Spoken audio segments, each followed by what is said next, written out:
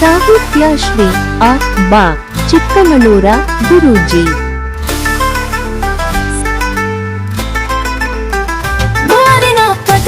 ಬಣ್ಣದ ರೇಷೆಯ ಕಮಲ ಒಂದು ಮೂಡಿತ್ತು, ನೇಸರ ಮದವಿಗೆ ಹಂದರ ಹಾಕಿದ ತೋರರಂತೆ ಕಂಡಿತ್ತು.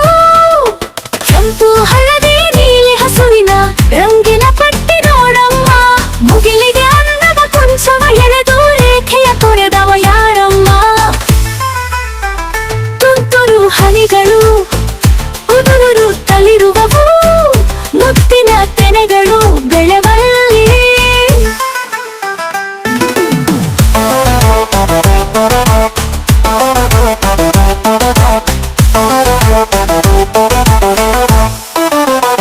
ಪುಟಾಣಿ ಮಕ್ಕಳು ಕೇಕೆ ಹಾಕುತ್ತ ಥೈ ಥೈ ಕುಣಿವರು ಬಯಲಲ್ಲಿ.